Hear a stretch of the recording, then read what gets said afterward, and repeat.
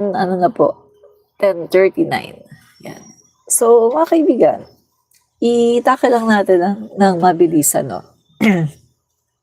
So, may iba pa tayong mga ano dito, may iba pa tayong mga topic, no? Mga good news, tungkol sa mga ginagawa ng ating Pangulo, pero unahin po natin ito. So, sino ba ang may gusto na magkaroon tayo ng gambling lord na isang Speaker of the House? Siguro wala naman siguro, no? Wala naman sigurong may gusto na magkaroon tayo ng Speaker of the House na gambling lord daw, no? Daw. So, tingnan natin. Okay. Sino ba yung sinasabi ko na gambling lord na nag-aambisyon daw na maging Speaker of the House? Okay, tingnan natin, ha? Ang sabi dito, mga kaibigan, eto daw si Albi Benitez ay isa daw gambling lord. Okay, tingnan natin bakit kaya siya tinawag na gambling lord, no? Okay. So, Benitez firm divests 1.2 billion shares in DG Plus. DG Plus. Okay, ano ba yung DG Plus? Leisure and Adventure Incorporation, a company owned by businessman and politician Alfredo Abelardo Benitez, sold over 1.2 billion worth of shares in gaming firm DigiPlus Interactive Corporation. So ito ay gaming, no? DigiPlus. Wala akong alam guys sa mga sa mga kumbaga sugal-sugal. Wala po kasi akong alam doon, no? So, yun pala yun, no? Mga kaibigan. So, ano-ano ba yung mga sugal na to? Alam niyo po ba ito, yung DigiPlus na yan? Alam niyo po ba kung anong mga sugal meron dyan? Okay, tingnan natin, ha. Okay, dito sa DigiPlus, yung nilang products ay, Bingo Plus. Meron silang Bingo Plus, tapos meron silang Arena Plus, meron silang Game Zone. Bingo, medyo familiar ako kasi, di ba, usong-uso yung bingo dati, no? Sa N, 9, mga gano'n ba? So, uso-uso dati yun. Naalala ko dati, bingo sa eskwelahan, no? Yung ano ba, yung may pa-bingo, yung eskwelahan namin dati, no, nung high school ako. Tapos, may parapol kapag sino yung manalo. Sa ano yan parang sa PTA yung Parent Teachers Association, no? So, Arena Plus. Hindi ko alam kung ano itong Arena Plus na to at saka Game Zone. So, ito yun, no? Ito yung mga product nila. So, ano ba yan? Bingo Plus, tingnan, basahin lang natin sandali, ha? Hindi ko kasi alam to eh. Bingo Plus has redefined digital entertainment in the Philippines. Launched in January 2022. It introduced the first ever interactive live streaming digital bingo platform, seamlessly integrating advanced technology infrastructure with a network of over 130 physical bingo sites nationwide.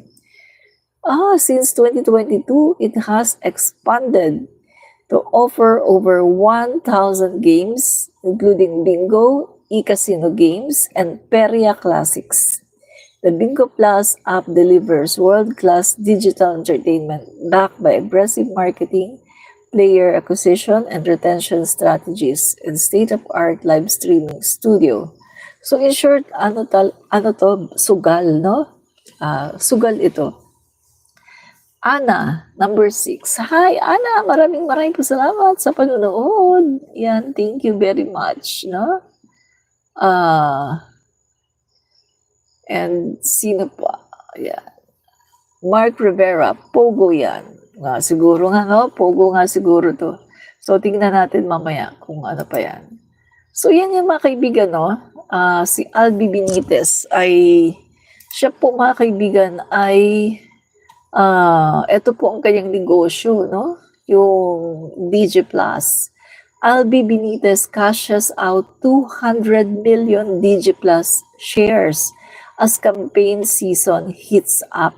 So, nagagamit pala niya ito mga kaibigan, no, sa kanya pong kampanya as a Bacolod mayor, city mayor, no? Billionario politico Albi Benitez is raising cash through the stock market with the election season heating up. The Bacolod City Mayor sold a total of 5.9 million shares of DG Plus Interactive from February 3 to 28 at the price range of 27.15 to 37.70. Yeah. So Benitez still owns 401.459 million worth of 15 billion. Grabe na, mga billion-billion ito, mga kaibigan, no? Mayaman pala talaga ito kasi billionaire pala itong si Albi Benitez na ngayon ay napapabalita na nag-aambisyon na maging Speaker of the House. Sabi pa dito, Albi Benitez streams DG Plus stake dumps 60 million in shares in October. Mayaman nga. Billionaire politico and Bacolod City Mayor Albi Benitez has further reduced his stake in DG Plus Interactive Holdings Plus. So, ang sa akin lang dito mga kaibigan, no, simple lang. Ganitong klase ba, gugustuhin ba natin na magkaroon tayo ng Speaker of the House na busy sa ganitong klaseng negosyo, yung sugal? Parang, para sa akin mga kaibigan, no, simple lang yung pag-uusapan natin dito Parang wala siyang maituturo na maganda sa ating mga kabataan. Kung ganito yung magiging Speaker of the House natin wala siyang maituturong maganda sa ating kabataan, kundi magsugal, no? So, alam na nga natin mga kaibigan na during the time of Rodrigo Duterte ay talagang grabe talaga ang sugal dito kasi, di ba, pinapasok niya ang Pogo, naging legal yung Pogo, at talagang napakaraming mga nagsusugal at itong Pogo na to ay nakasira ito sa society natin, no? Sa mga pamilyang Pilipino. At hindi lang yon, ito ay nag-cause ng kriminalidad, ng kidnapping, torture, ng love scam, at iba-ibang klase ng mga scamming, at human trafficking, sex trafficking, lahat na ng klaseng mga krimen ay nandito na nasa ating bansa dahil po yan sa paglaganap ng Pogo. So, ito lang yung matatanong ko, no, mga kaibigan. Ako bilang isang Pilipino, simpleng Pilipino, hindi ko gugustuhin na magkaroon tayo ng Speaker of the House na ang negosyo, busy siya sa ganitong klaseng negosyo ng sugal.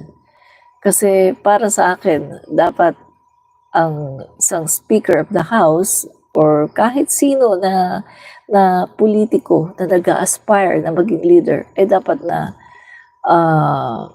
yun bang meron kang maipakita na modelo, magandang huwaran, lalong-lalo na sa mga kabataan, di ba? So kung ganito yung magiging Speaker of the House natin, ano na kaya ang mangyayari sa Pilipinas? Baka naman maging puro na lang tayo sugalan at baka naman malulong na sa sugal ang lahat ng mga Pilipino, 'di ba? Yan. So para sa akin mga kaibigan ayoko ng ganitong klaseng politiko na naghahangad pa maging Speaker of the House, no? So, Billionario Albi Benitez continues to cash in on his stake in Red Hat DG Plus Interactive, whose stock has skyrocketed since he left the board nearly 4 years ago. Grabe, no, mga kaibigan. Albi Benitez unloads 322 million DigiPlus shares a month before election day, still has 17 billion shares left. Yan. So, totoo ba ito? Grabe kung totoo ito, no, mga kaibigan, no? So, ang daming mga ano dito, ang daming mga comments. Sabi, mapera talaga ang politiko to. Sabi naman ng isa. Ito ba yung kay Ivana? Sabi naman isa, ito ba yung papalit kay Martin Romualdez as Speaker of the House? Yan. So, sabi naman ng isang nag-comment, naku, kapag ito ang naging speaker, baka ang buong Pilipinas ay sugal na lang ang ating pagiging negosyo at wala ng iba. Oo nga, mga kaibigan. No? Sabi ko nga sa inyo, hindi po magiging maganda ang imahe ng Pilipinas kapag ganito po ang naging Speaker of the House. No? So, tingnan pa natin. Okay.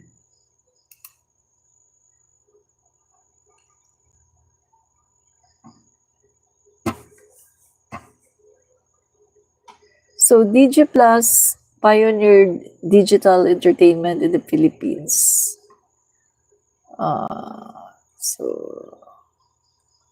Okay. So, malawak pa lang kayang online sugal business, mga kaibigan. Umabot pala ito sa iba-ibang mga bansa, no? Grabe, mga kaibigan. Umabot sa iba-ibang mga bansa.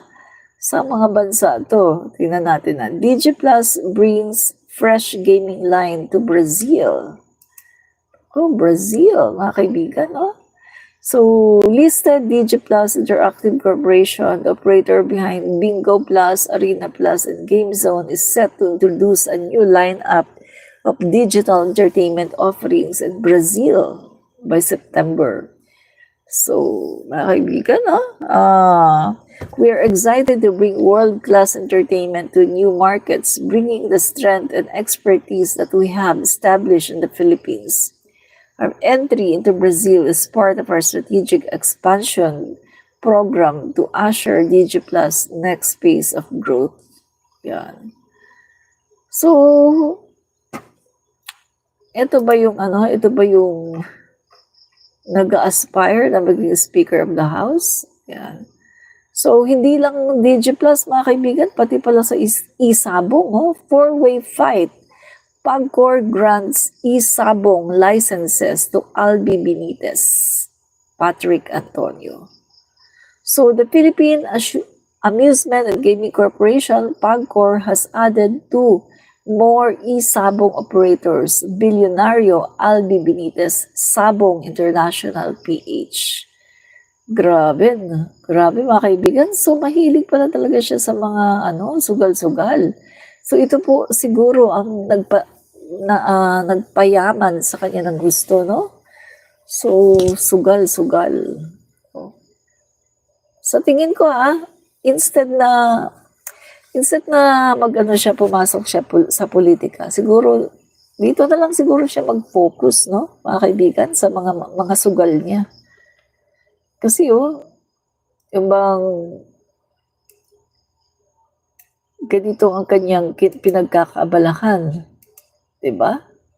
Mga sugal-sugal. Yan.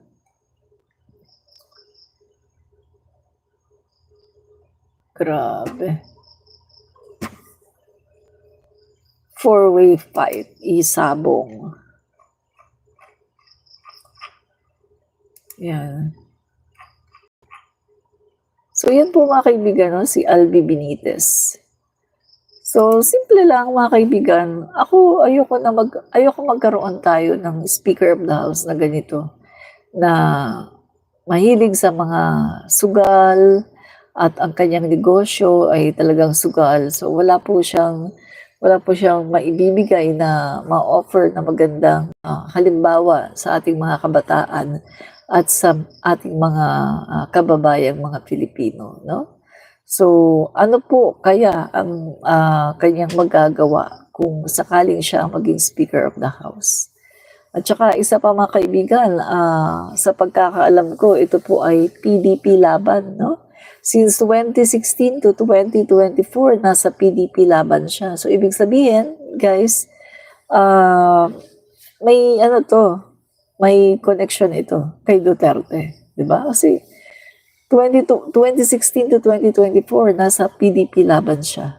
Di ba? Proteksyon ang habol ng mga yan sa sarili nilang interes. Ay, tama ka talaga, Ana, no? Kaya madalas kaya pumapasok din sila sa politika para yung kanilang mga negosyo ay hindi maalis or hindi matanggal, no? Dito sa Pilipinas. Yan din ang isa sa dahilan kung bakit etong mga nagsusugal na to, no, ay talagang pumapasok sila sa politika. Protection. Tama yung sinasabi mo, Ana. Protection talaga, no? Baka kadikit sa pogo yan. Yun nga eh. Kasi mga ganyan eh, di ba? Online gaming. So, sana ano to, no? Sana imbestigahan din sana to. No? Sana mga kaibigan, no? So, malawak ang kanyang online gaming. Tapos meron pa siyang isabong. Oh, 'di ba? So, ako hindi ko naisin na magkaroon tayo ng Speaker of the House na gambling lord. Kasi puro sugal yung kanyang di ba? So, di ba kapag yung sugal ang iyong negosyo, ang tawag sa iyo gambling lord, di ba? Oh. So, siguro wag na lang siya mag-ambisyon na maging Speaker of the House kasi para sa akin hindi siya fit na maging Speaker of the House, di ba? Yun yung mga kaibigan, no? So, okay. Pasaya lang natin to. In the often noisy arena of Philippine politics, Speaker Ferdinand Martin Romualdez has quietly redefined what it means to lead with substance, stability, and service. While others dominate headlines with spectacles, Romualdez has chosen results over rhetoric, and the numbers speak for themselves. Yan, correct, no? Si Speaker Martin Romualdez ay nagtatrabaho at nakapokus sa gitna ng mga gulo, paninira ng Vice Presidente at sa gitna ng mga problema kinakaharap ng bansa ay patuloy na nagtatrabaho at nakapokus, no? So, ito po ang kanyang leadership, no, sa pagiging Speaker of the House ay talagang good governance talaga ang ginagawa ng ating Speaker. Under his stewardship, the House of Representatives emerged as one of the most efficient branches of government during the 19th Congress.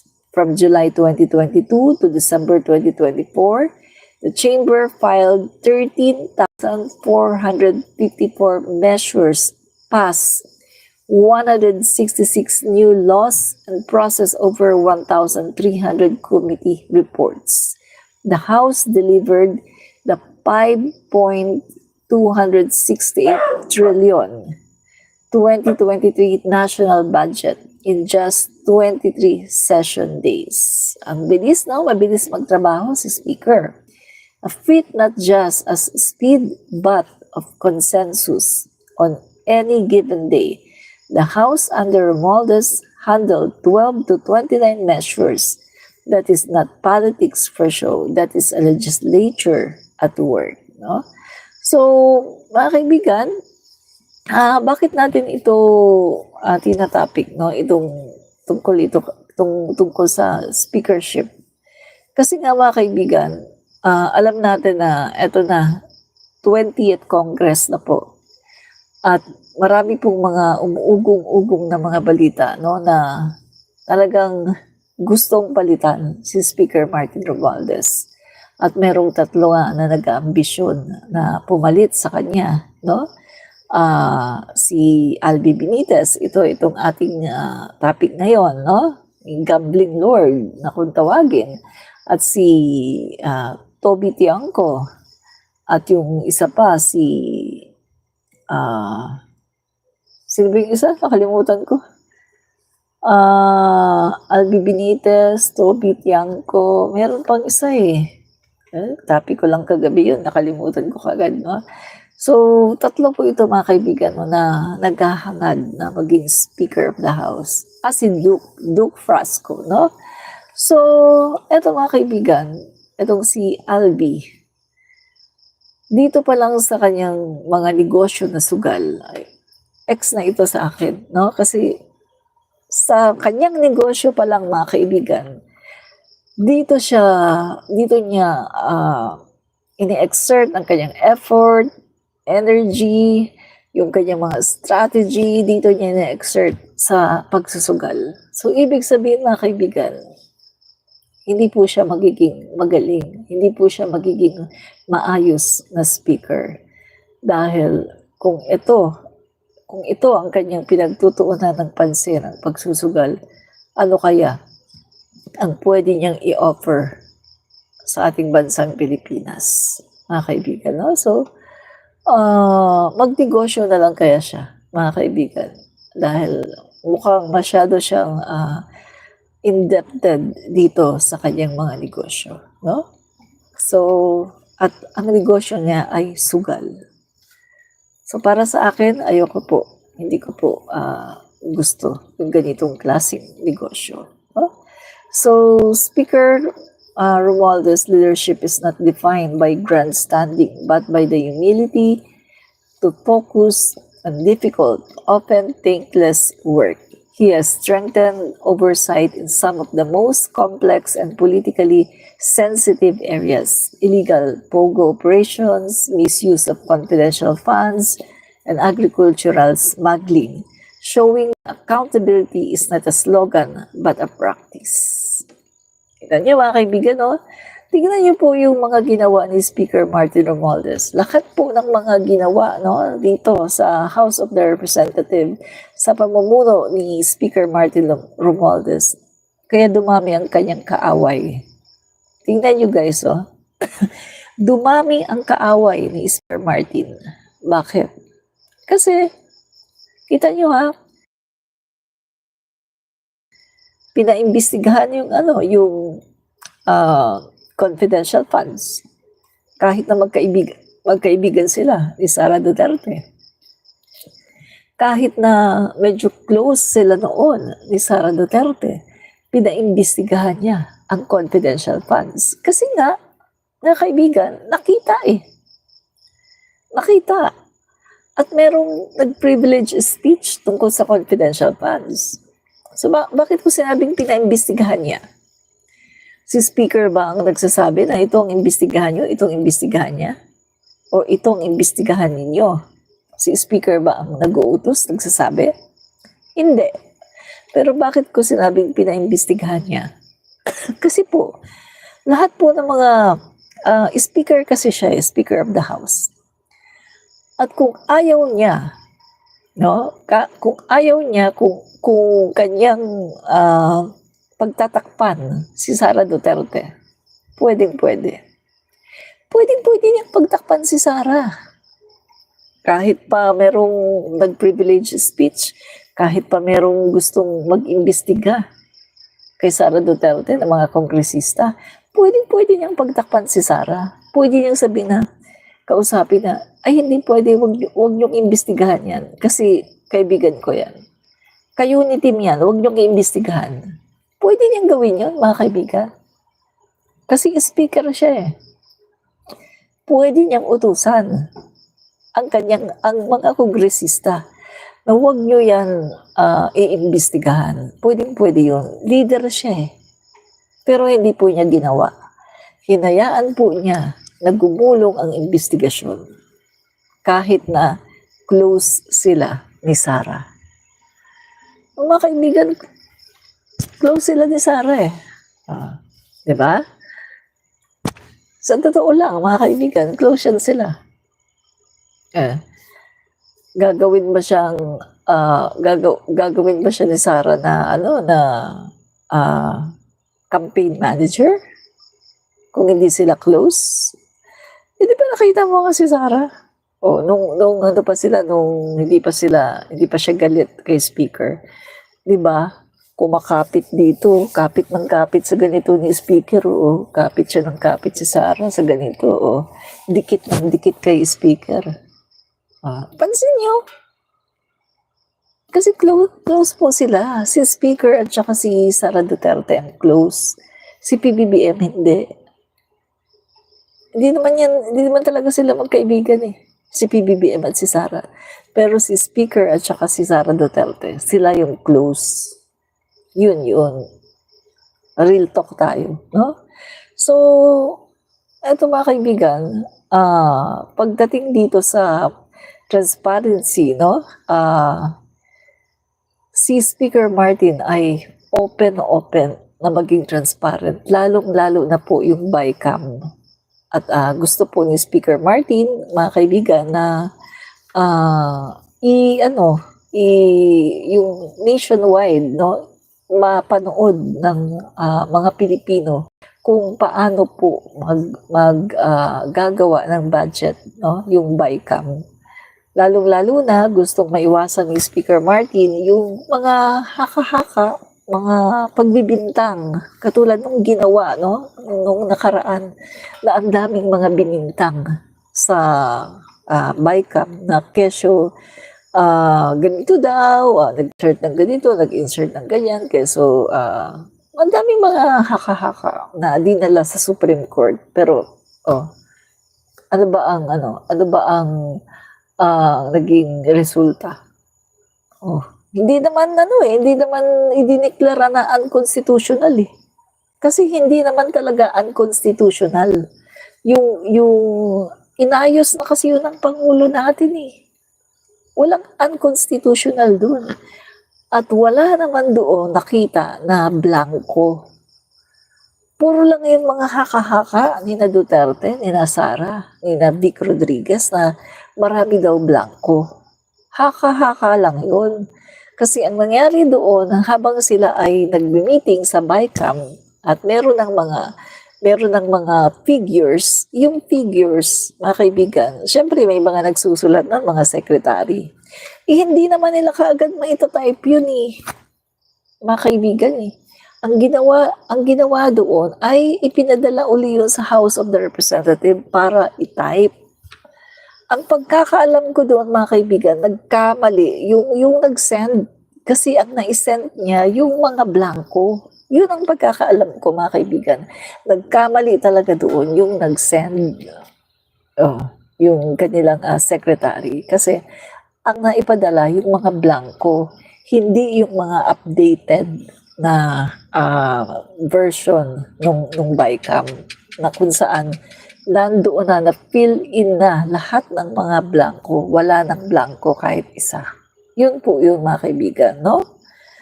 So,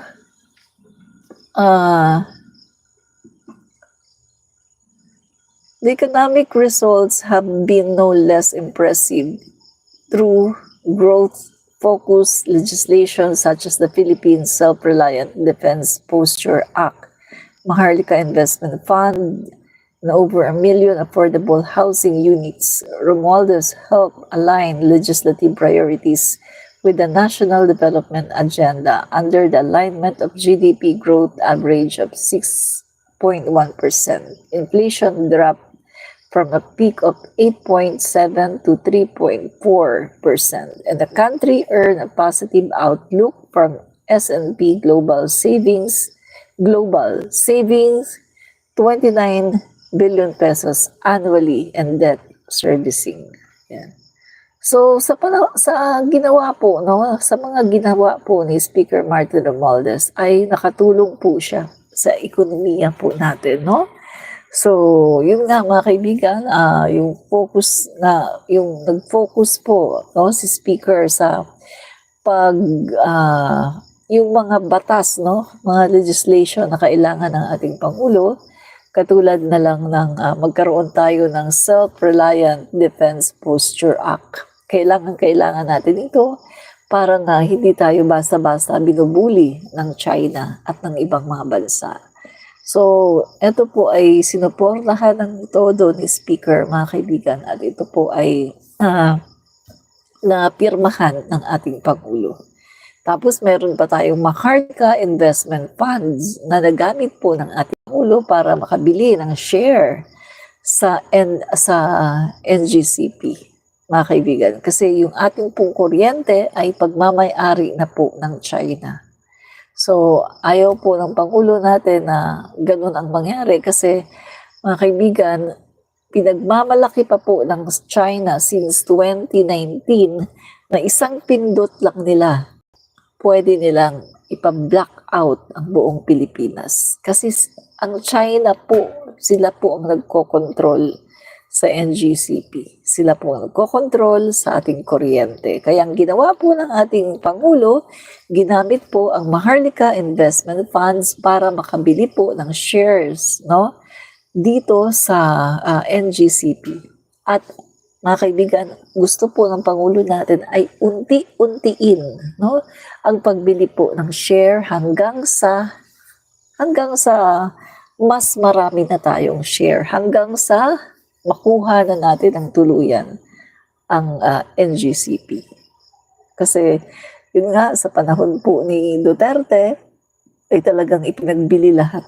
So, ang nagmamay-ari talaga ng kuryente natin ay China. Ganyan po kalala ang nangyari sa panahon po ni Duterte.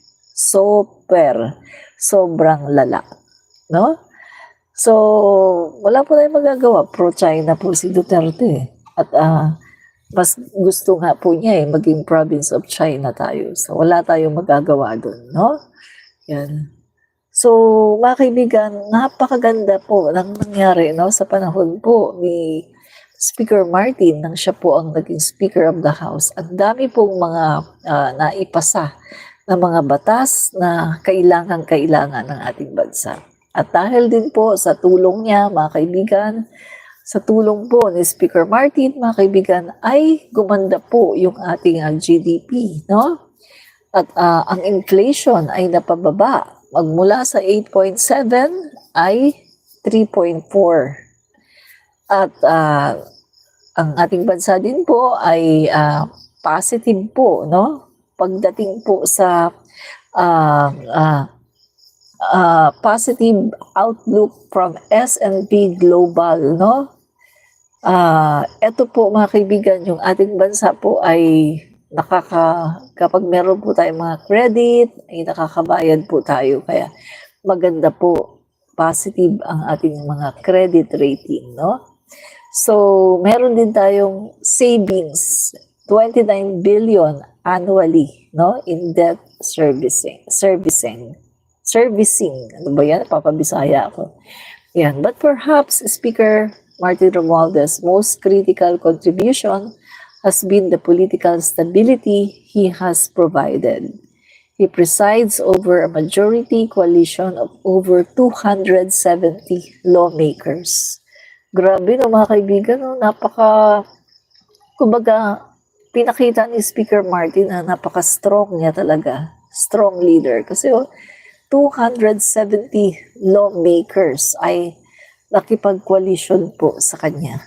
United not by personality cults, but by shared goals. When crisis erupted, from budget controversies to confidential fund debates, it was his steady hand that held the chamber together and allowed the Constitution to act with clarity, not chaos. So, mga kaibigan, no, sa pagiging speaker po ni Speaker Martin ay kanya pong napag-unite ang Kongreso, no? Yan po ang maganda dyan, napag-unite po niya ang Kongreso. Yan. So, To the public, he may not be the loudest figure in the room, but in every corner of the legislative process, from committee rooms to the national budget podium, Martin Romualdez has shown the leadership grounded in humility, discipline, and results can anchor a presidency and a nation. In a time of popularization and political noise, it is this kind of quiet leadership that ensures democracy does not just survive, but functions. Correct, no? So, hindi katulad kay Sara Duterte na mayabang lang, na salita ng salita, kahit na fake news ang sinasabi, no? Pero fake news naman, pero mayabang lang, pero wala namang alam. Pero si Speaker po, tahimik, kahit na sinisiraan, ginigiba, pero tuloy pa rin sa kanyang trabaho. Kasi si Speaker Martin po ay isang edukadong tao at talaga po siya ay fit, no, sa kanyang posisyon at fit po siya na maging Pangulo ng bansa. No?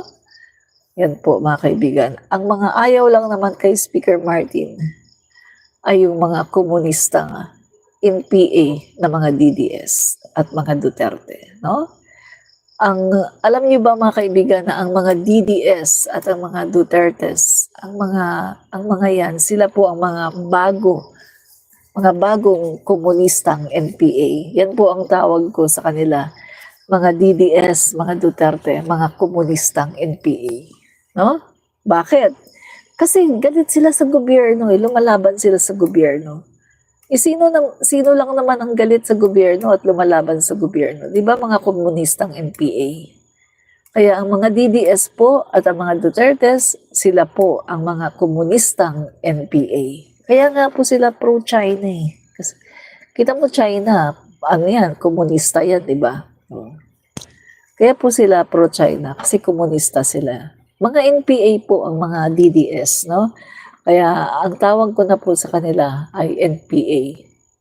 Kapag nakakita po kayo ng DDS, NPA po yan, sigurado. Yan. So, di ba? Kahit nga si Duterte nagsabi, yung mga galit sa gobyerno, NPA yan. Si Duterte nga nagsabi. Kaya ngayon, kayo ang bagong NPA, kayo ang bagong mga komunista. Kasi galit kayo sa gobyerno eh. Diba? Pinapabagsak niyo ang gobyerno eh. Ay wala namang ibang nagpapabagsak sa gobyerno at galit sa gobyerno kundi NPA. Kaya kayo ang NPA. Diba? Yun lang yun mga kaibigan. Wala nang ibang reasoning, wala nang ibang dahilan. Kundi ang mga DDS po ay mga NPA at mga komunista. Yun lang yun. Wala na tayong pag-uusapan pa. No? That's the truth and nothing but the truth. Mga NPA kayo at mga komunista. Yan. So mga kaibigan, no, hindi natin nanaisin na magkaroon tayo ng Speaker of the House na gambling lord. Kaya, mga kaibigan, patuloy po natin na sinusuportahan si Speaker Martin dahil si Speaker Martin po ang nararapat. Siya po, mga kaibigan, ang tunay na makakatulong sa ating Pangulo sa lahat po ng mga agenda at mga plano ng ating Pangulo. Si Speaker Martin po ang pinaka-fit sa pagiging Speaker of the House. No? Yan po ang buong katotohanan. No? So, malapit na rin po na maumpisahan ang impeachment at by July, mga kaibigan, July na ngayon. So, ang pagkakaalam ko, July 27. So, maumpisa ng impeachment trial at makikita na po at may ilalahad na po sa publiko ang pangungurakot. Ang pangungurakot ng vice-presidente. No? Yan. So, ginagawa po lahat ngayon ng Vice Presidente para pigilan ang impeachment, pero kahit ano pong gawin niya, hindi po niya pwedeng pigilan ang impeachment. Ito po ay matutuloy. Kahit maglumpasay pa kayong mga DDS, matutuloy ang impeachment at malalaman ng taong bayan at ng buong Pilipinas na ang inyong Vice Presidente ay isang magna. Alam niyo na kung ano yon. Siya po ay magna. O, di ba? Yun po ang totoo. Impeach, Inday, Tambalustay, Jean Mirafuente, MST. Correct, no?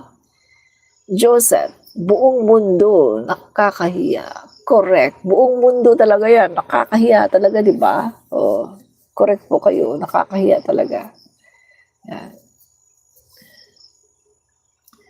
Billions po, no? Billion. Lalo-lalo na, no? Siya pa ay mayor ng Davao City. Umabot sa bilyon, mga kaibigan, no? Yan. Yan po ang buong katotohanan. Yan. So, good news. Good news tayo. Good news tayo, guys.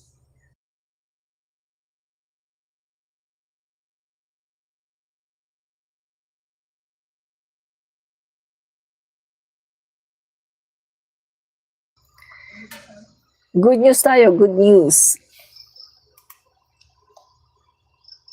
Okay. Good news.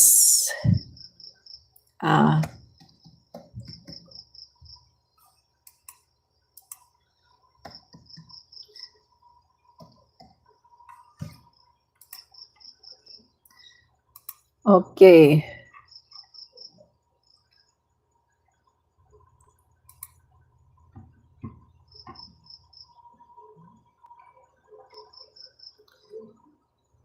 Good news. Yan. Okay, mga kaibigan. Good news. So, itong ano mga kaibigan, no? Itong... dali natin.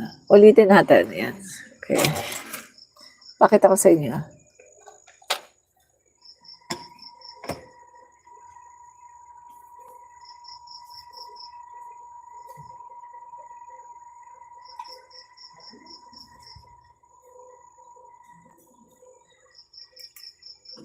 Malaking bagay sa amin, malaking tulong yan. Di ito 20 pesos eh. Ang 10 kilo, 200 lang. Di ang sobra noon, may nagpapumbang baon. Ikita eh. Yan. Dami namin damit So, hindi ko na namin pinamigay na hindi ko na papakitaan. 2020 ang ani ng palay. Pakinggan nyo na lang, pakinggan. Para sa isaya ng Pilipinas. Kaya po ang pinaabangan ko. Maraming salamat po. Napakaganda po nito. Malaking tulong po sa amin. Sana hindi lang ngayon yan. Lagi-lagi sana. Maraming salamat Yan. po. Pagulong. President. Okay, so pinarinig ko na lang sa inyo, hindi ko na pinakita, no? So, ito pong 20 pesos na bigas, mga kaibigan, no? Good news naman tayo. Itong 20 pesos na bigas ay patuloy po na niro-roll out, no? Sa iba-iba pong lugar sa Pilipinas. At just lately, mga kaibigan, ay niro-roll out ito sa Bacoor, Cavite. At yun nga, mga kaibigan, inuunti-unti yan hanggang sa buong bansa ang makinabang ng 20 pesos na bigas. May nagsabi na isang bugok na DDS na, bakit sa konting lugar lang? Ay kung sincere talaga sa buong bansa sana. Sagutin natin yung bugok na DDS, ha? Okay. Ang ginawa ng Pangulo natin ay inuunti-unti, no? Ang pag-i-introduce ng 20 pesos na bigas. Hindi siya yung o buong nation agad, kundi inuunti-unti bawat lugar hanggang sa masakop na ang buong Pilipinas. Bakit ganun ang ginawa ng Pangulo natin? Unang-una, alam naman natin na pag-upo ng Pangulo natin ay wala talagang bigas. Saan galing ang bigas sa Pilipinas pag-upo ng Pangulo natin? Sa Thailand, sa Vietnam, in short, puro import. Import doon, import dito, import doon. Walang bigas ang mga magsasaka natin. Bakit? Pinabayaan ni Duterte. Pinabayaan ng mga nagdaang presidente. Pinabayaan. So walang walang mga nagtatanim. Kung may magtanim man, konting-konti lang. Wala.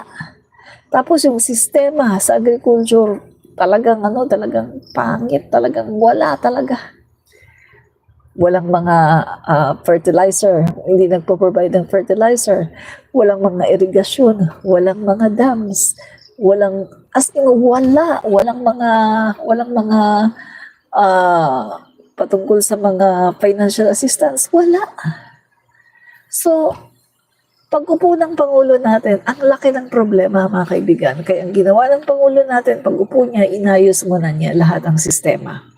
Pero unang-una, ang ginawa ng Pangulo natin ay tinanggal ang lahat ng mga utang ng ating mga magsasaka. Binura niya sa pamagitan ng New Emancipation Act. Binura ang lahat ng pagkakautang ng mga magsasaka. Pangalawa, nagbigay siya ng tulong pinansyal, nagbigay siya ng mga makabagong makinarya, mga makabagong mga traktora, mga iba-ibang mga food processing. Tapos nagbigay ng mga binhi, nagbigay ng fertilizer, nagpagawa ng mga dams, nagpagawa ng mga irigasyon, at inayos ulit yung pautang, no, na nangyari ito dati sa panahon ni President Senior ng ating mga magsasaka ay nakakautang sa mga bangko ng gobyerno. Ngayon sa panahon ni PBBM ay nakakautang na naman ulit ang ating mga magsasaka sa mga bangko ng gobyerno ng kahit walang collateral. Yan po ang ganda ng ginawa ng ating Pangulo. Tapos mga kaibigan, dahil ang ating mga magsasaka ay wala na silang utang, wala na silang iniisip na tuwing ani kailangan magbayad ng ganito kasi laki ng utang. Wala na silang iniisip na gano'n kasi nga binura na ng Pangulo natin ang kanilang mga utang. Tapos nagpagawa pa ng mga farm to market roads. So ibig sabihin, inayos po ng ating Pangulo pati yung batas na nagpahirap, no, sa mga magsasaka, yung pinirmahan ni Duterte, yung rice tarification law. Dahil dito sa rice tarification law na pinirmahan ni Duterte, ang nangyari dyan mga kaibigan ay panay import na lang. So nabaliwala po ang ating mga magsasaka. At ang magsasaka natin, binibili sa kanila ang palay ng 11 pesos. Yung iba nga, 7 pesos. 7 pesos to 11 pesos. Ganyan po kabarat. Kasi nga, ang pinagtuunan po ni Duterte noon, mga kaibigan, ay import. At anong sabi ng anong sabi ni Manny Piñol, yung kanyang Department of Agriculture Secretary? Gawin na lang daw legal ang mga rice smuggling. Kasi kapag ginawa daw legal yung rice smuggling, hindi na daw yun magiging illegal. Kita mo yung mindset nila, ha. Gawing legal ang rice smuggling kasi kapag ginawa daw legal yan, hindi na daw yan magiging illegal. Grabe mga kaibigan. So ganyan po kalala. May pagpasok po ni PBBM, kahit gustuhin niya na magbigay ng 20 pesos na bigas, hindi pwede dahil ang lala po ng sistema ng Department of Agriculture. Napakalala, pinabayaan talaga for how many years. Tapos ito pa, ang ginawa pa ni PBBM sa DAR, Department of Agrarian Reform. inutos niya sa kanyang sekretary, pabilisin niyo pati yung mga lupa na na may mga kaso, pati nga sa Hacienda Luisita na ipamahagi na Yung mga lupa na may mga kaso, pabilisin yan para maipamahagi na yan sa mga farmers. Kaya nga, di ba, kaliwat kanan, ang Pangulo natin pumupunta sa iba-ibang mga lugar, sa mga probinsya, namimigay ng mga titulo ng lupa. Ganyan po kagaling ang Marcos administration. Ang dami pong nagawa ng Marcos administration pagdating po sa Department of Agriculture at saka sa DAR. Ang dami pong nagawa. Kaya nga po ngayon, nakakapag-roll out na tayo ngayon ng 20 pesos na bigas. Dahil po yan sa 3 taon na effort ng ating Pangulo. Sa 3 taon na inayos po niya ang sistema ng agriculture at ng DAR. Kaya po mga kaibigan, nakakapag-roll out na tayo ngayon ng 20 pesos na bigas na napapakinabangan hindi lang ng mga pro-Marcos, lalong-lalo na ng mga yellow at ng mga DDS. Pumipila ang mga DDS. Siguro naman kapag nakatikim kayo mga DDS ng 20 pesos na bigas, siguro naman panahon na para hindi na kayo magalit sa ating Pangulong Bongbong Marcos. Kasi pinatikim na kayo ng 20 pesos na bigas. Hindi nyo yan natikman sa panahon ni Duterte. Dahil sa panahon ni Duterte, pumalo ng 80 pesos pataas ang presyo ng bigas. 80 pesos pataas. Ganon kalala. At meron akong may video ako. Kaya hindi nyo pwedeng sabihin fake news. Pati build. Tama ka dyan. Jean Merafuentes MST. Yan. Yung build project ni Duterte, budol. Ang ipinangako niya, 119 projects. Ang i-deliver niya, 12 only. Yan. Tama ka, Jean Merafuentes MST. Diba? Sabi ni Nards, may project si Duterte, may build. Okay, Nards. I-search mo. Search mo search mo sa internet. Ilagay mo build ni Duterte, 119 projects. 119 projects. 12 ang natapos. I-search mo, lalabas agad dyan yung mga balita. May GMA, merong ABS-CBN, merong News 5, lalabas lahat yan. Balita. Nasa 119 na ipinangako ni Duterte, 12 lang ang kanyang tinapos. Build. Yung inasahan niya, yung kanyang best friend na China, binudol pa siya. Pinangakuan siya ng mga train, binudol. Sino ngayon ang nagpatayo ng train? Lahat si PBBM ang nagpatayo ng train. Sino ang nagpondo? Japan.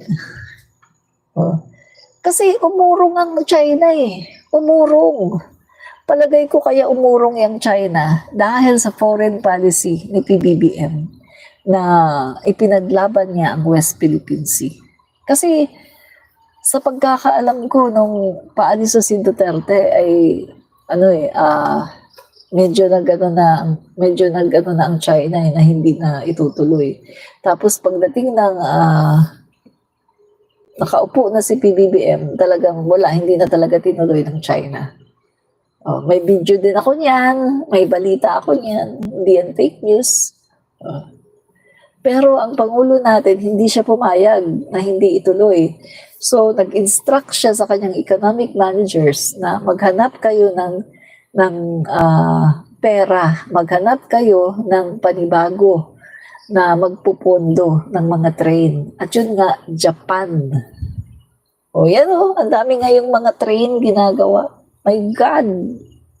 Kaya nga si PBBM, di ba? Siya ngayon yung tinaguriang the father of railways. Ang Pangulo natin ngayon, PBBM, the father of railways. Kasi nga, sa kanyang panahon, ito sa panahon ng Pangulo natin, PBBM, full-blown ang talagang mga railways ngayon. Grabe, kabi-kabilaan. Oh, hindi yan nagawa ni Duterte kasi binudol siya ng China. Yan kasi ang disadvantage kapag nakikipagkaibigan ka lang sa isang bansa, China. Kapag yung bansa na yan ay nagalit or umurong, wala na. Wala nang mag-i-invest sa'yo.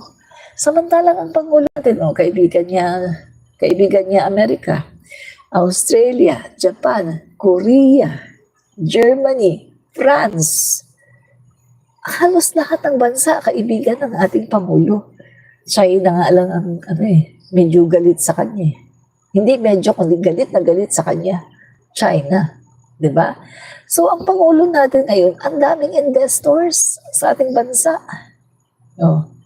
Ayaw ng China pondohan, yung railways. Yan, Japan. Japan ang nagpondo. 'Di ba? Yan yung mga kaibigan, sinasabi ko sa inyo. Kaya maganda po ang foreign policy ng ating Pangulo kasi nakikipagkaibigan siya sa lahat. Yung China lang naman ang ayaw sa kanya. Kasi nga, ipinaglalaban niya ang West Philippine Sea. Yun. Di ba? Kaya, ito po, good news ito dahil ang dami ng laking ginhawa para sa mga pamilyang pinaka nangangailangan sa Bacoor, Cavite. 20 pesos kada kilo ng bigas. Hatid ni PBBM upang maibsan ang pang-araw-araw na gastos ng mga Pilipino. Di ba? Yan po ang ating Pangulo. Yan. Siya po talaga ay gumagawa ng paraan na lahat po ng mga paraan na kaya at alam ng Pangulo na mangyayari naman, abot kaya kung merong tiyaga, may nilaga, ay ginagawa po ng Pangulo natin, So, isa pa, pinangunahan ni Pangulong Ferdinand R. Marcos Jr. ang paglulunsad ng 20 pesos per kilo sa Zapote Public Market. Yan. Sa pote naman ito.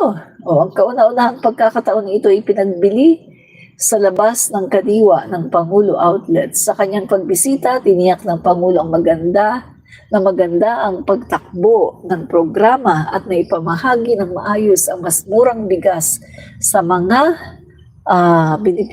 benepisyaryo gaya ng 4-piece, senior citizen, PWD, solo parents.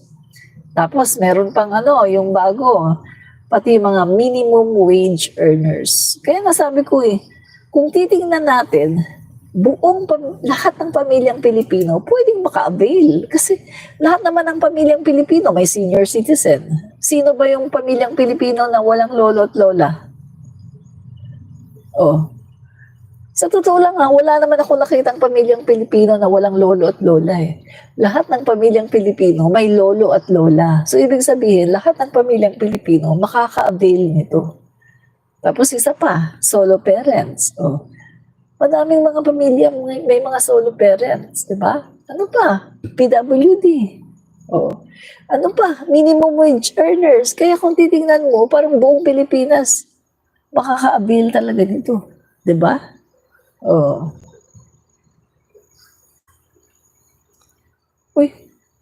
Sabi niya, Madam, hindi kay PBBM yung sinasabi mo, magre-research ka muna. Saan ka ba nakatira? Sa Mars? At hindi mo alam? Sa Mars ka ba nakatira? Mukhang hindi mo alam Naku, yan ang hirap sa inyo mga DDS. In denial kayo sa katotohanan, Mag-research ka. In denial ka sa katotohanan. Nakatira ka yata sa Mars, kaya hindi mo alam. Yan ang hirap sa inyo mga DDS. Diba? Anong nagawa ng Duterte nyo? Sabihin nyo nga sa akin, anong nagawa ng Duterte nyo? Alam ko, EJK, 30,000 na namatay. Diba? Kahit nga yung pinagmamalaki niyang Cordoba Bridge, kay Pinoy yun Noynoy Aquino yun eh. Oh. Cordova Bridge. Hindi kay Duterte yun. Kay Noynoy Aquino yun. Mahiya naman kayo, no? Halos, pag tinignan mo, halos walang nagawa talaga si Duterte. Wala. Yung pinagbalaki niya, Noynoy Aquino yun. Cordova Bridge. Tuwan-tuwa yung mga tao.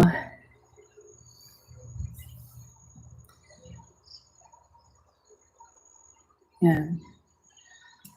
So, tuwan-tuwa yung mga tao dito. O nga naman, 20 pesos na bigas. Sa 100 pesos, 5 kilo na. O, tuwan-tuwa sila, kay PBBM. Nakakatuwa. Yung ngiti ng, yung napakalaking tawa ng mga senior citizen, kumbaga, nakakasaya ng puso, no? Mga senior citizen, ang laki ng mga tawa nila, ng mga smile nila kay PBBM. Ayoko sabihin ng nakakataba kundi nakakaaliw, no? Nakakatuwa, nakakasaya talaga. Grabe. Yan Pangulo natin. Yan ang tunay na Pangulo. May tunay na malasakit sa mga Pilipino. Kapag may sinabi siya, kahit pangarap lang, hindi naman niya pinangako, pero tinupad. Yan ang Pangulo. Hindi katulad ng mga DDS, ang Pangulo nila mag-jet ski pagkatapos hindi naman pala nag-jet ski. Ang Pangulo nila nag-promise 3 to 6 months. Mawawala daw yung droga pero hindi naman tinupad, no? So, ang Pangulo po namin ay may isang salita. Ano, tuwan-tuwa sa kanya mga senior citizen, ang laki ng mga ngiti. Yan. Pakita ko nga sa inyo, ha? Pakita ko sa inyo. Para makita nyo.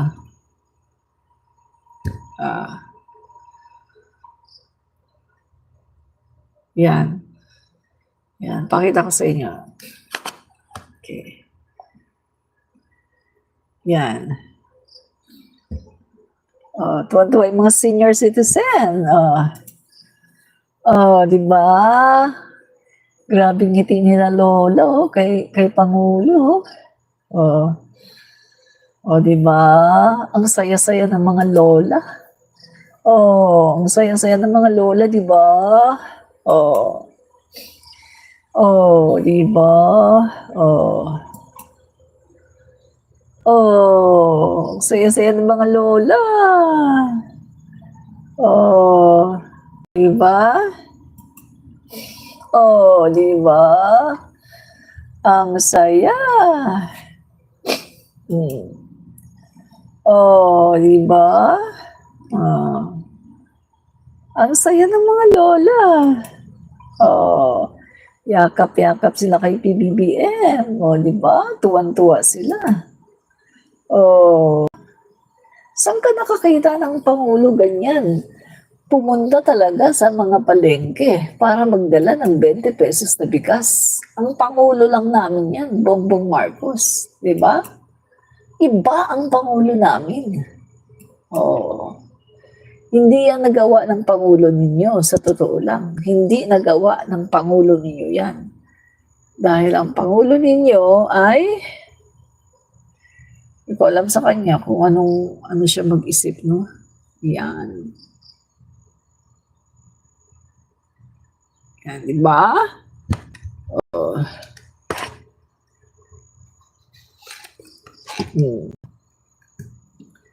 Okay na sa inyo?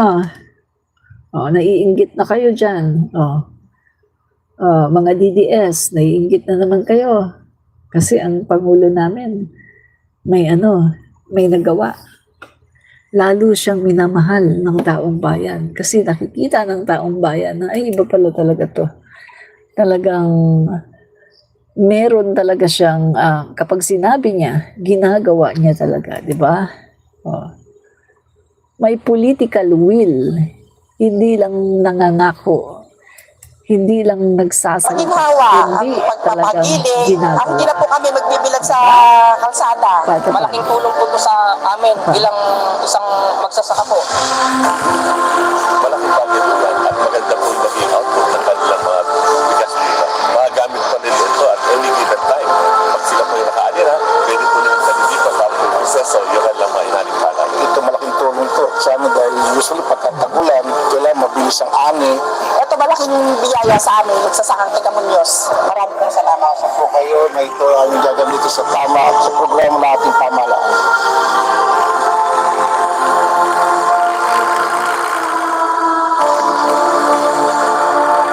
Ulitin natin. Okay. Okay. Ulitin natin. Maginhawa ang pagpapagiling, hindi na po kami magbibilag sa kalsada. Malaking tulong po ito sa amin bilang isang magsasaka po. Malaking bagay po yan at maganda po yung naging output ng kanilang mga bigas nila. Magamit pa nila ito at any given time. Pag sila po yung nakaali na, pwede po nila sa dito para po yung proseso yung kanilang mga inaling palay. Ito malaking tulong to sa amin dahil usually pagkatagulan, kailangan mabilis ang ani. Ito malaking biyaya sa amin, nagsasakang Tagamunyos. Maraming pong salamat. Sa po kayo na ito ang gagamit sa tama at sa programa nating pamahalaan. Oh, di ba? Oh, inggit yan. Inggit kayo. Maginhawa ang pagpapagiling, hindi na po kami magbibilag sa kalsada. Malaking tulong po ito sa amin bilang isang magsasaka po. Malaking bagay po yan at maganda po yung naging output ng kanilang mga bigas nila. Magamit pa nila ito at any given time. Diba? Yan. May bugok na DDS. Oh. Sabi ng isang bugok na DDS, kaya nga madam, sabi niya, ipunin daw ang mga tubig baha, magagamit daw yan sa tag-init. Haha, katinoan ba yun? Yan, okay. I-explain ko sa'yo kasi bugok ka no? DDS ka kasi bugok ka, wala kang alam. Ang sinasabi ni PBBM ay ipunin ang mga kapag bumabaha, di ba, ang tubig umaano lang kung saan-saan. Ipunin. Anong ibig sabihin? Nagpagawa siya ng mga dams. Alam mo ba yon? Bugok ka kasi, tanga ka, bobo. Oh, kaya wala kang alam. Juan Carlo, DDS ka, alam ko, kasi bugok ka, tsaka tanga. Ang ibig sabihin ng Pangulo, magpagawa ng mga dams para doon maipon ang mga tubig. Oh. Biro mo napakalinaw ng sinabi ng Pangulo natin. Hindi ka marunong umintindi. Pero binibigyan nyo ng reason yung sinabi ni Duterte na pumapatay siya ng tao. Sinasabi nyo napakalinaw naman ang mga sinasabi ng Duterte na pumapatay siya ng tao. Pero binibigyan nyo ng reason. Kesyo, hyperbole daw. Hyperbole yan, hyperbole. Ay, hindi naman totoo hyperbole yan. Tapos yung ginawa ni Sara Duterte na pagtitret, ay hindi naman daw, ano lang naman daw yung joke. Oh, di ba? Kahit ang linaw-linaw. Pero yung sinasabi ng Pangulo na iipunin ang tubig, napakalinaw naman iipunin ang tubig. At with action, kasi nagpagawa siya ng maraming dams. So iipunin nga ang tubig para yung tubig na yan ay magamit kapag tag-init sa irigasyon. Ikaw ang wala ka sa katinuan kasi sa tingin ko sa'yo, adik ka. Mukha kang adik. At saka, NPA, komunista. Oh, di ba? Ganyan ang mga utak nyo, komunista, NPA, adik ka. Kaya hindi mo maintindihan, di ba? 8, magandang gabi, Miss Admin Rich at sa lahat. Magandang gabi din sa'yo, 8.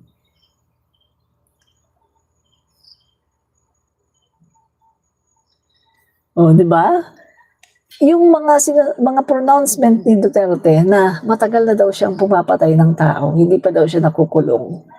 Pero kayo, pag kayo ang nag-interpret, sinasabi niya, hyperbole lang ngayon. Walang hyperbole doon. Kasi ang linaw-linaw ng sinasabi niya matagal na daw siyang pumapatay ng tao. Hindi daw siya nakukulong. At yung kanyang pag-amin na purposely, lumalabas daw siya sa street ng Davao riding his big bike para daw makapatay ng tao. Pero pagdating sa inyo, sasabihin niyo, ay ano lang yun, hyperbole lang yun, ay ano lang yun, idiomatic expression lang yun. Kahit kitang-kita naman na talagang totoo yung hindi mo na kailangang bigyan pa ng ibang meaning kasi ando na kitang-kita na. Pero binibigyan nyo pa ng meaning. Pero yung sinasabi ng Pangulo, katulad ng katatanim lang pagkatapos nakapag-ani, kitang-kita mo naman yung ibig sabihin ng Pangulo Yun ang hyperbole, yung kakatanim lang pagkatapos ay nakapag-ani ka agad. Yun ang hyperbole. Ibig sabihin na kakatanim lang, nagtanim. Pagkatapos, mabilis na kaani. Pero hindi nyo kayang intindihin, hindi kayang arukin ang isip nyo. Or, naiintindihan nyo, pero ayaw yung intindihin dahil galit kayo sa tao. Pero kay Duterte, dahil gusto nyo si Duterte kahit na mamamatay tao, so binibigyan nyo ng rason yung kanyang mga pronouncement na pumapatay siya ng tao, ay ipinagtatanggol ninyo at sinasabi nyo na hindi siya pumapatay. Yun. Diba? But ni mo dong, paglusi. Ang imong lagay, inato ni mo imong lagay dong, paglusi. But ni mo. Many a truth is said in jest, Shakespeare. Correct. Tama ka dyan, Ocho. Hindi magets yan ng mga DDS kasi mga bugok sila at mga tanga. Hindi nila kayang arukin yan kasi sila ay mga bugok at mga tanga. Diba? Yan ang totoo, mga kaibigan, no? Yan. But ni mo dong, Juan Carlo, paglusi sa imong lagay, inato ni mo imong lagay, imong utin, inata, gamay kaayo dong, paglusi.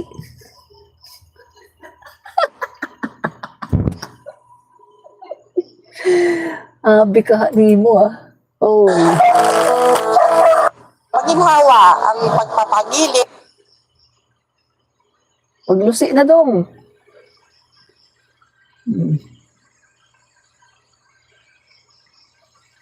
Yan. So ito pa, good news pa to. Mas pinalawak at abot kayang crop insurance ang hatid ng pamahalaan sa ating mga magsasaka upang masiguro ang kanilang agarang pagbangon mula sa epekto ng sakuna. Ang ganda nito mga kaibigan, no? President Marcos expands farm insurance to help farmers recover from disaster. O di ba? Ang ganda, farm insurance mga kaibigan, no? Para makarecover agad itong mga farmers natin tuwing merong disaster. O di ba? Ganda mga kaibigan, no? Yan. Ano pa? Sa pagbubukas ng rice processing system sa Nueva Ecija, patuloy ang pinaigting na suporta ng ating mga magsasaka para pataasin ang kanilang kita at patagin ang supply ng bigas sa bansa. PBBM opens rice processing facility to benefit 16,000 farmers in Nueva Ecija. So, tingnan na mga kaibigan, ang ganda ng ginagawa ng ating Pangulo, no? Napakaganda ng ginagawa ng ating Pangulo, no? Yan. Ano yung paglusi?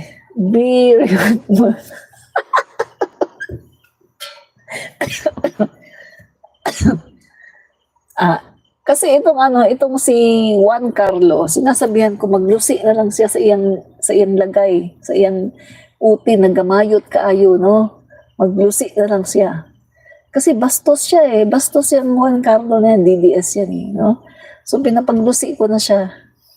Yan. Tanong niyo po sa kanya kung ano yung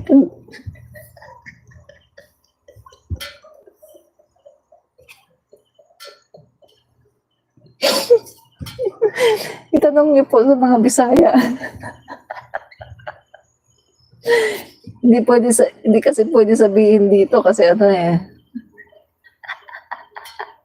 tanong na lang po sa mga Bisaya kung ano yung ibig ko sabihin.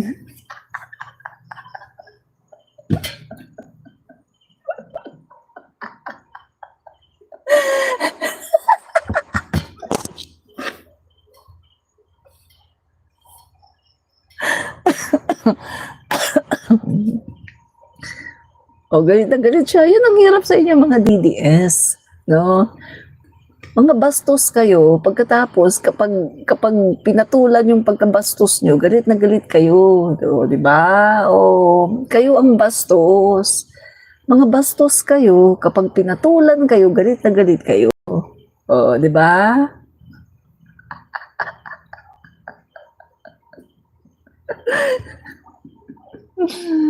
Ay, nako. Napaka ano kasi.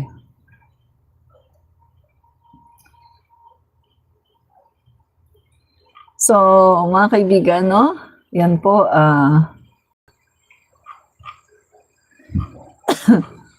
ang daming ganap ng Pangulo, no, mga kaibigan.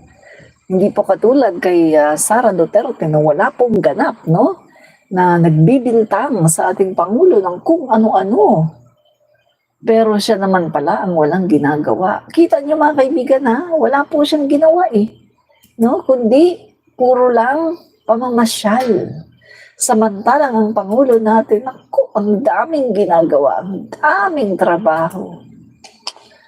Ito pa, pakita ko sa inyo, no? Yan. Pakita ko sa inyo to.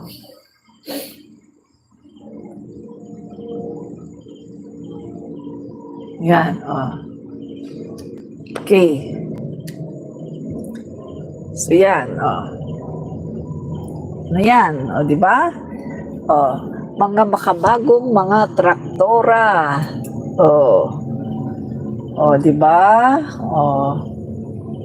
Mga farmers, food processing. Di ba? Yan ang ginagawa ng Pangulo natin. Nagtatrabaho ng gusto ang Pangulo natin. Di ba? Di ba? Tingnan natin, basahin natin yan. Okay, ano ba to? Basahin natin. Okay. So, yan yung mas pinalakas na local rice production. Yan. Nasa 6,000 na magsasaka ng palay ang magbebenepisyo sa rice processing system 2 na ininspeksyon at binuksan ni Pangulong Ferdinand R. Marcos Jr. sa Nueva Ecija upang mapataas ang supply ng high-quality rice sa rehiyon.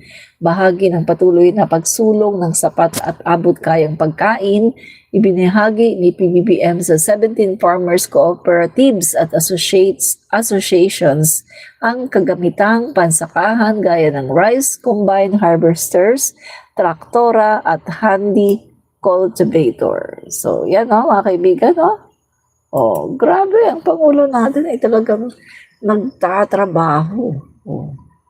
Diba? Tatrabaho. Yan ang Pangulo natin.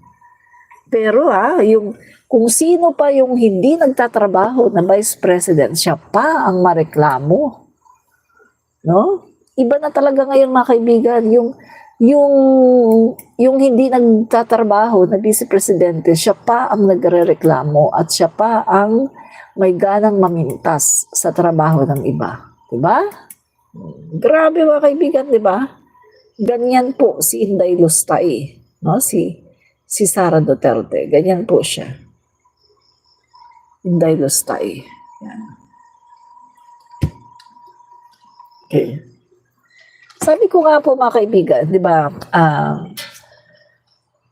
binatikos niya si Sara, di ba, binatikos niya si PNP Chief General Torre. Ang sabi ni Inday Lustay, yung trabaho daw ni General Torre, para daw pang 1980s, no? Dapat daw mag-leverage. Hello? Leverage? Nagsalita ang hindi marunong gumamit ng laptop. Hindi po marunong gumamit ng laptop si Sara Duterte. Inamin niya yan doon sa hearing ng good governance. Di ba yung mga teachers, yung mga kasama, Kasi dapat nagtatrabaho siya eh, no? Pero hindi siya marunong kasi magamit ng laptop. Inamin niya doon, hindi siya marunong gumamit ng laptop. Sabi ko nga, wow, lawyer yan ha. Eh ako nga, mga kaibigan, ako nga eh. Ilang taon na ako? Mag-56 na ako. Si Sara Duterte, 47. Ilang taon siya? Ilang taon siya nung 2022? Nung 2023, nung DepEd Secretary siya. Oh, ilang taon siya noon? Mga 45, 46. Hindi siya marunong gumamit ng laptop. Kaya naman pala yung mga trabaho na kahit chinecheck niya, hindi niya ma-check kasi hindi siya marunong gumamit ng laptop. Lawyer yan ha. Lutang, hindi marunong gumamit ng laptop. Grabe, abogado, hindi marunong gumamit ng laptop. Nakakahiya grabe talaga. Mag-56 na ako pero marunong ako gumamit ng laptop. Nag-Excel pa nga ako eh. Nagpa-PowerPoint pa nga ako eh. Oh. Kasi di ba, nagtuturo ako dati, 8 years akong nagturo. 8 years. Pagkatapos ko magturo, ayoko na magturo kasi medyo na ako sa mga bata. Nag-call center ako. Call center. 2 yung computer namin. 2. Kasi habang nagtitake ka ng calls, nag-navigate ka sa computer mo, 2 computer yan. Mag-navigate ka ng mga products. Halimbawa, kasi yung ko dati, United Healthcare, tapos merong AT&T. Oh, yun yung mga accounts ko dati sa call center, AT&T, United Healthcare, meron din akong Capital One, Auto Finance, no? So, mag-ano ka dyan, may computer mo, 2. Habang yung headphone mo dito, nagtitake ka ng calls, nagsasalita ka, tapos nag-navigate ka sa computer. 56 na ako. Marunong ako mag-laptop, marunong ako mag-computer, marunong ako mag-Excel, marunong ako mag-navigate, iba-ibang mga website. Saan yan? Siya, samantalang siya. Nasa 40s lang si Sara Duterte. Tapos lawyer. Paano siya naging lawyer? Hindi siya marunong mag-laptop. My God! Anong klase yan? Bugok ng napaka-bobo. Napaka-bobo naman niya. Lawyer, ganyan ka-bobo. My God! Bobo. Sabi ni Jonah Banks, ang yabang mo, Day. Hindi po ako mayabang. Inaano ko lang po, yung kayabangan ng Vice Presidente. Kasi ang yabang niya eh. Biruin mo ha. Inaano niya ang trabaho ni General Torre pang 1980s daw. Dapat daw mag-leverage. Ang sinasabi ko, talaga. Siya pang nagsabing dapat mag-leverage. Hindi nga marunong gumamit ng laptop.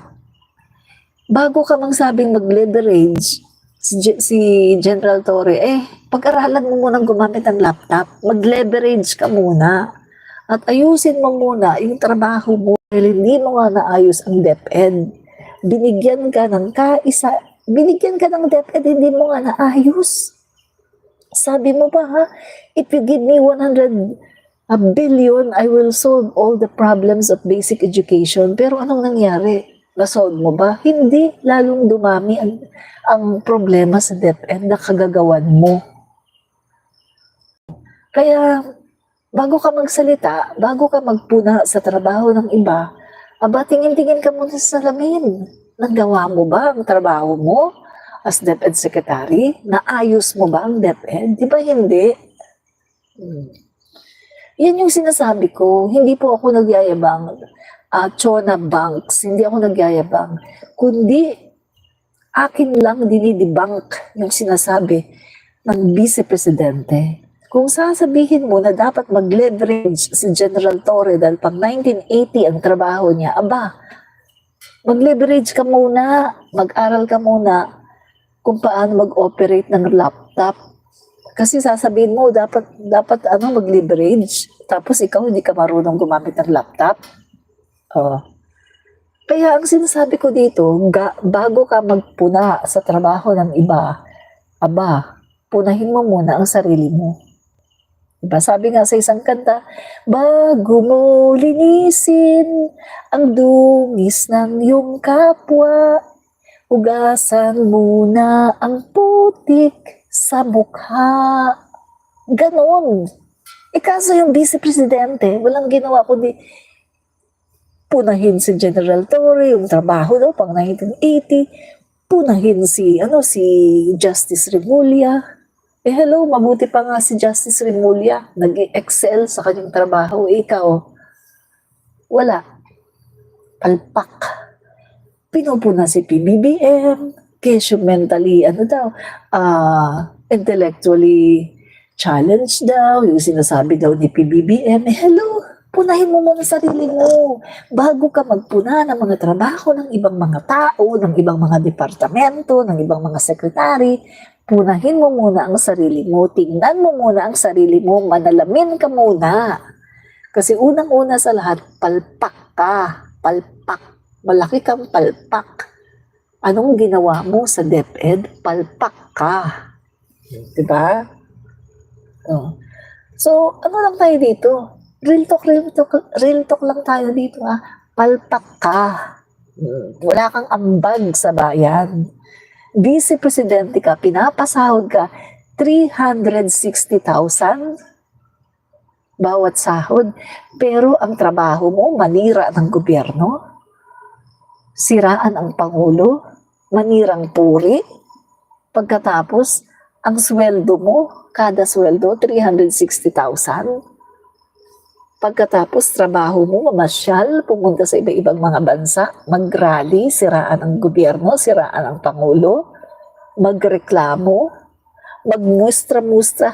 Dapat ganito gawin nyo, dapat ganyan gawin nyo, mag-advise, dapat ganito gawin nyo. Yan, para kayong mga pang 1980s, mag-leverage kayo. Hello, bago mo gawin yan, bago mo sabihin yan, tingnan mo muna yung sarili mo, kung naging successful ka ba sa DepEd. Kasi lahat bumabalik sa'yo eh. Manalamin ka. Lahat ng mga sinasabi mo bumabalik sa'yo. Oh, ano nangyari sa DepEd? Palpak. Nung hindi na niya kinaya ang DepEd dahil sa sobrang dami ng problema, nung hindi na niya kinaya, ayun, tinakbuhan niya. Tinakasan niya ang problema. Nag-resign. Kasi hindi na niya kaya. Hindi niya kayang isolve. Binigyan siya ng almost 1 trillion. Ang sabi lang niya, if you give me 100 billion, I will solve all the problems of basic education. Ang binigay sa kanya almost 1 trillion. Pero hindi niya na-solve. Tapos ang dami niyang ganito ang ginawa, ganito ang nangyari. Hello. Palpak ka. Oo. Kaya wala kang karapatan na questionin ang trabaho ng ibang departamento, ang trabaho ng ibang sekretary. Wala kang karapatang questionin sila dahil ikaw mismo palpak ka. Tinakbuhan mo ang DepEd. Nag-resign ka dahil hindi mo na kaya, tinakbuhan mo na lang, nag-resign ka na lang para makatakbo ka, makatakas ka sa responsibilidad mo. O, diba? Yun ang katotohanan. Palpak ka. Wala kang ginawa kundi magreklamo, manirang puri, lahat na lang ng nasa, sinisiraan mo. Kesyo daw si General Torre. Yung trabaho daw ni General Torre pang 1980, pang 1990s, dapat daw mag-leverage na kasi daw digital age na ngayon. Nagsalita yung hindi marunong mag-operate ng laptop. Nagsalita yung palpak sa DepEd. Nagsalita yung sinukuan ang DepEd. Nag-resign dahil hindi na niya kinaya. Bago ka tumingin sa trabaho ng iba at magpuna, punahin mo muna sarili mo. Diba? Ganyan yung ginagawa niya eh. Ganyan yung ginawa niya. Lahat na lang pinupuna niya. O, diba? Yun mga kaibigan. Kaya kapag nagpupuna siya, mga kaibigan, ito ha, pag nagpupuna siya ng trabaho ng iba, ibalik niyo yan sa kanya. Ipaalala niyo sa kanya yan.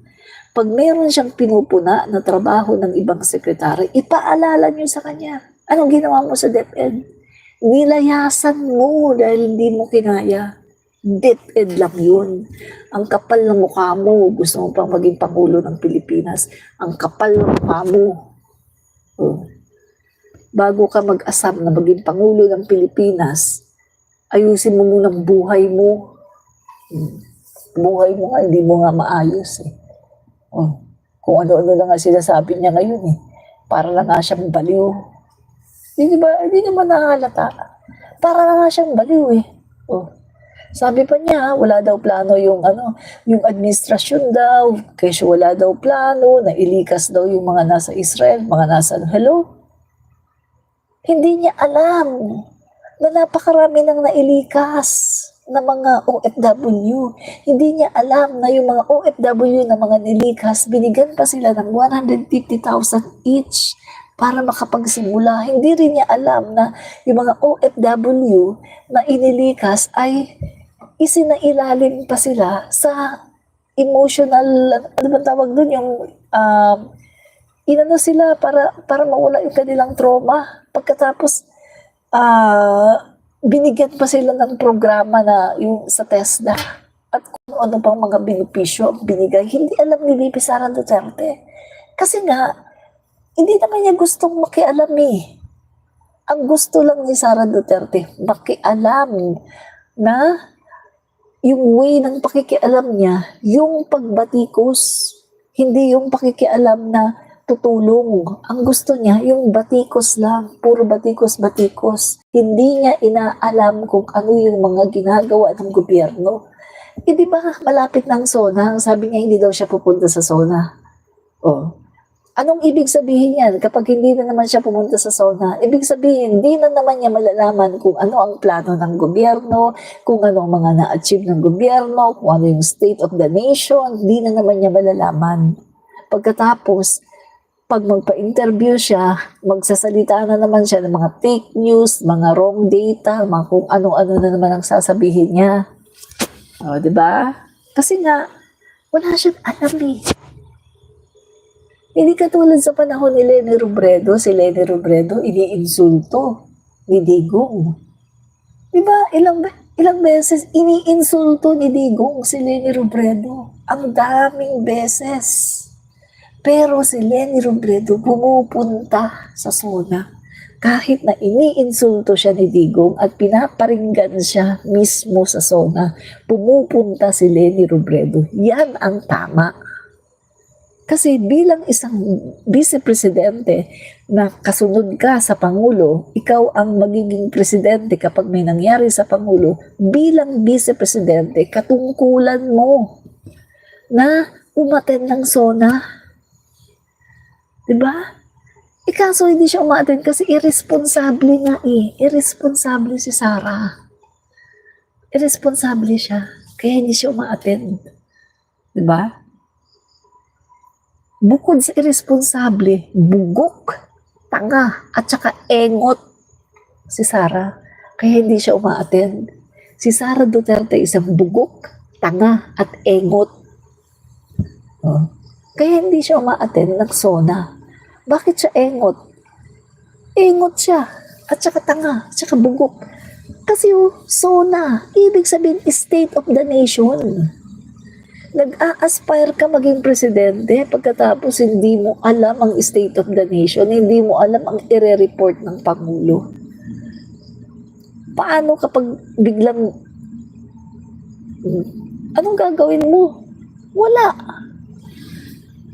Diba? Yun yung mga kaibigan, no? Kaya wala tayong aasahan kay Sara Duterte. Talagang siya isang sayad Duterte. No? Sayad, may sayad.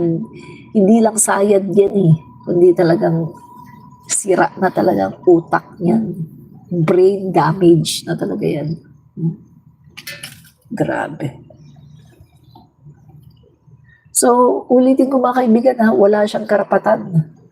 Si Sara Duterte ay walang karapatan para punahin ang kahit sinong sekretary o kahit anong departamento. Walang karapatan na pumuna si Sara Duterte dahil palpak siya sa DepEd. Hindi niya na-solve ang mga problema ng DepEd, nadagdagan pa niya dahil sa kanyang kapalpakan.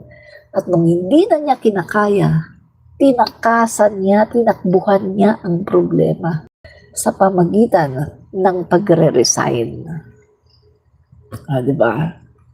Yung Pangulo namin, Bongbong Marcos, kahit gaano kadami ng problema ng Pilipinas, hindi siya magre-resign. Dahil sabi niya, ba't ako magre-resign? Hindi ko gawain, hindi ko ugali na takbuhan o iwasan ang mga problema. Ang Pangulo namin is strong leader.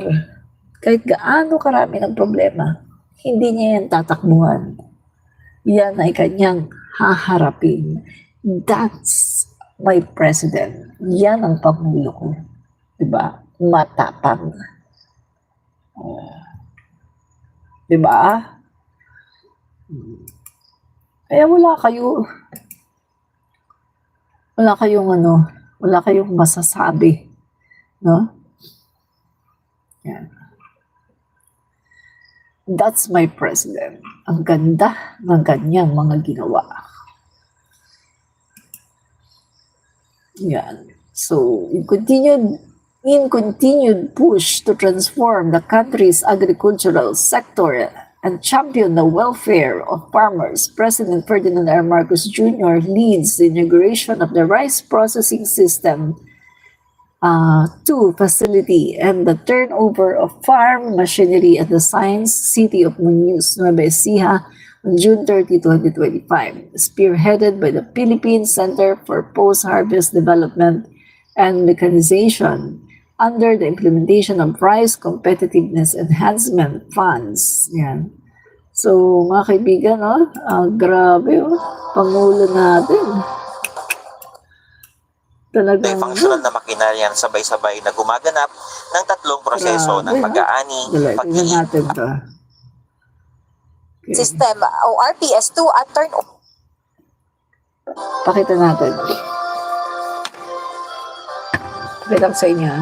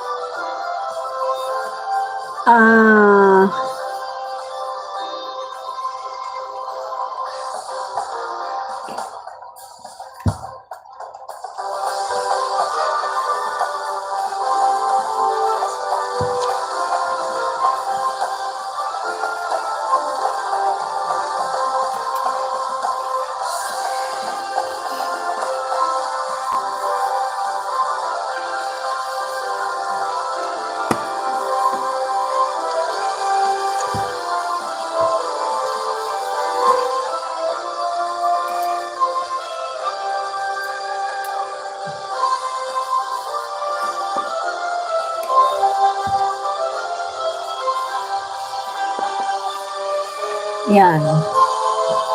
Yung mga magsasaka natin, no? Yan. Dami niya pinamigay. Iba-ibang mga makabagong mga gamit, no? Mga kagamitan.